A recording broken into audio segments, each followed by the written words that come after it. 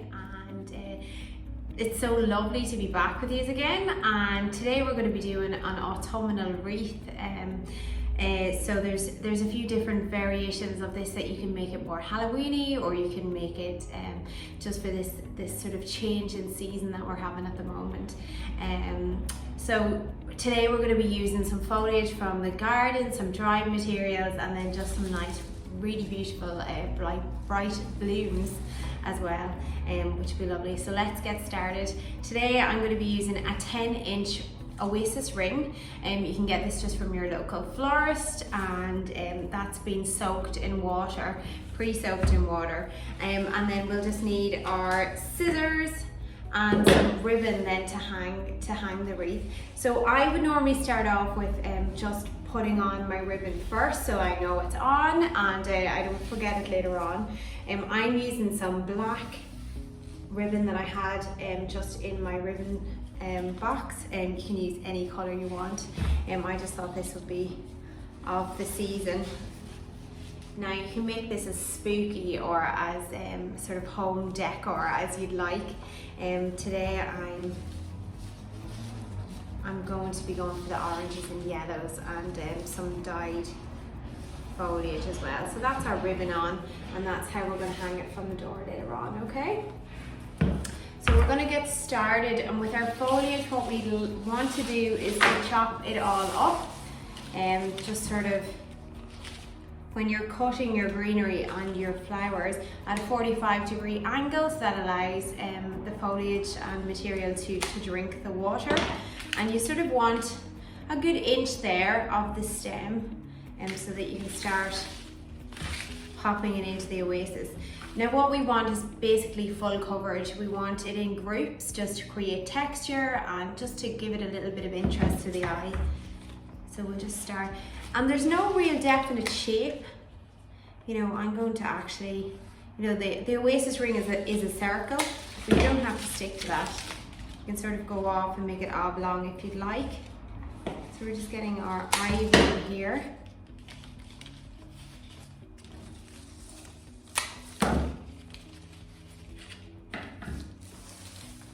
And some more foliage here. If you find that some of your foliage, there's little bits just at the end of the stem, just clear those off and make it clean, and basically continue to group in. I'll show you how this is looking at the moment. So that's what we've got at the moment. So you can sort of see, like, we're following loosely the shape of the circle, but we don't necessarily have to. And it's just about sort of getting coverage and creating whatever shape you want.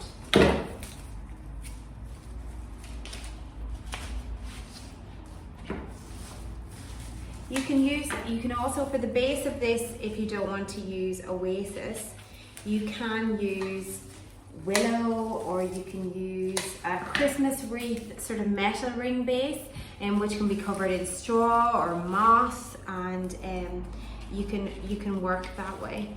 I had this Oasis ring and it wasn't being used, so I thought, just for a change, I haven't done anything in Oasis rings in a long time.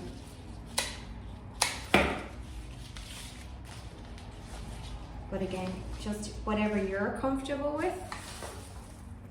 Now I have some really nice dyed oak leaf. I'm going to add that in as well, just for some colour.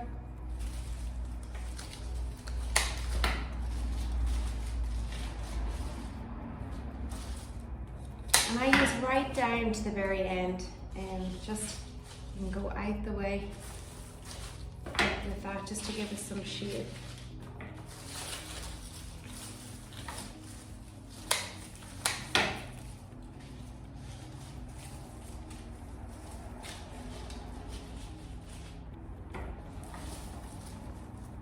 The Oasis rings are great if you are putting in fresh produce, and it will keep it well hydrated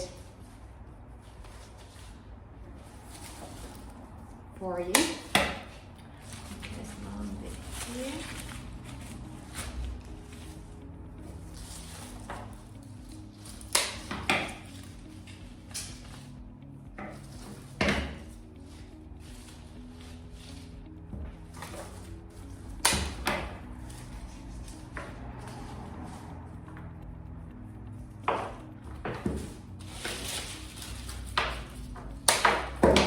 snipping away, and you shouldn't really have waste from this.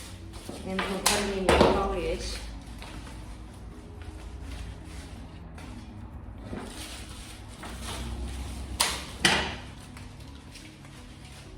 That's the nice thing about it.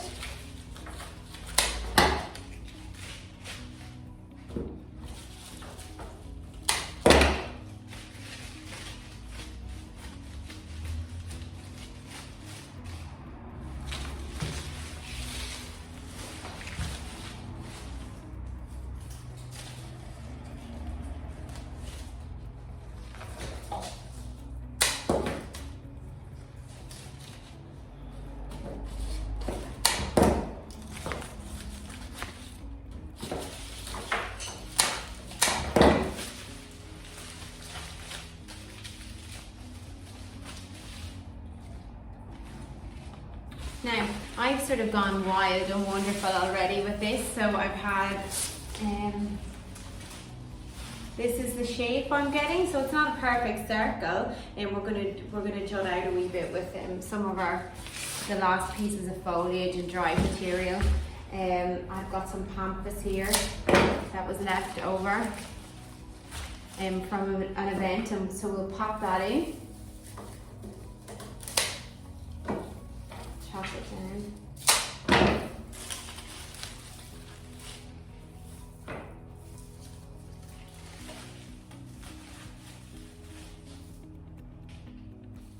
And it's looking cool, and we've got some plumes here that have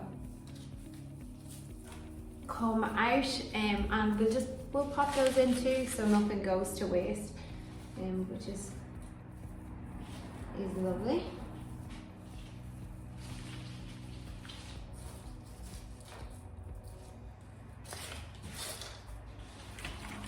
So I'm happy enough with that foliage in now and the shape and everything that I'm getting. So I'm going to start putting in our flowers, and I have some lilies here that aren't open yet. Now they're going to be orange, and whenever they open, that's going to be lovely. And we've got some nice chrysanthemum blooms here, some lovely yellow ones, and we have some carthamus, which we can chop down and put throughout, and some celosia as well, which is beautiful, lovely orange tones there. And that's everything that we're going to use so far. So I think I'll start with my chrysanthemum, and I'm going to use that to create depth, and I'm going to put these in low to start with, and I'm going to group them together as well. And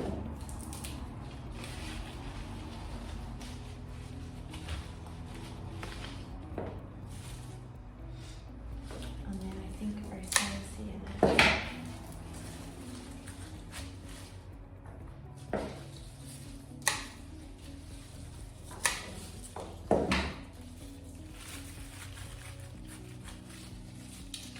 So just the same, we're doing what we did with the foliage, and just grouping together and cutting some stems shorter and keeping some longer, and then that creates some depth in your piece as well.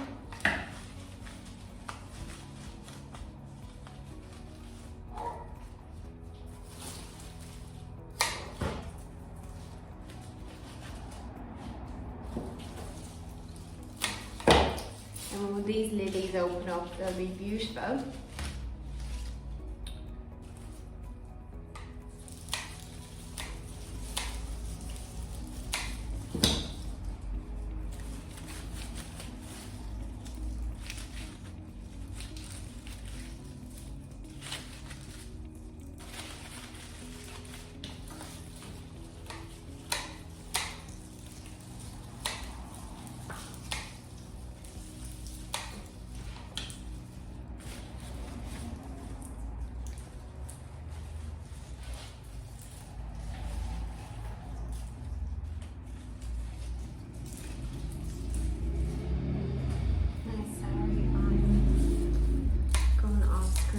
Just to cut off some of my flowers, and the same sort of thing as we were talking about with the foliage, we're leaving about 1 inch, and we're cutting at a 45-degree angle so that the flowers can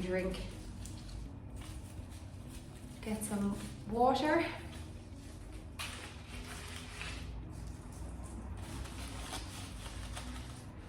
Now, that's what our door wreath is looking like at the moment.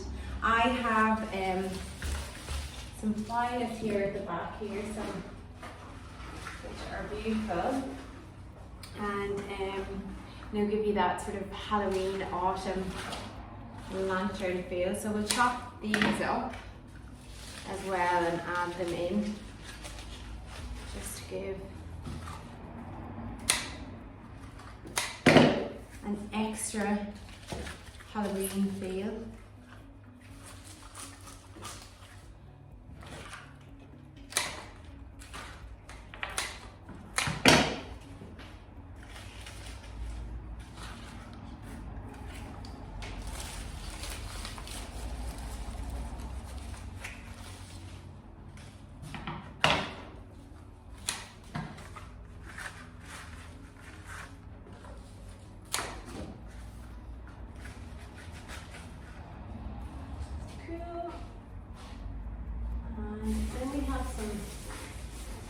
I have some safari sunset as well, so we'll add some lighting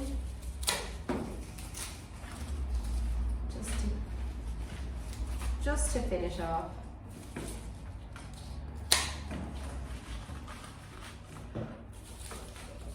I think it's a nice texture along with the dyed oak.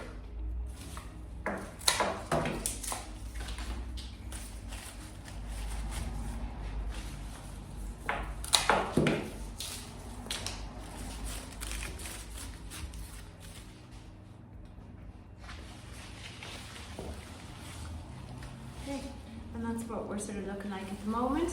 I'm going to finish this off and show you the finished piece hanging on the door, and add a few more bits in. And yes, thanks for joining us today.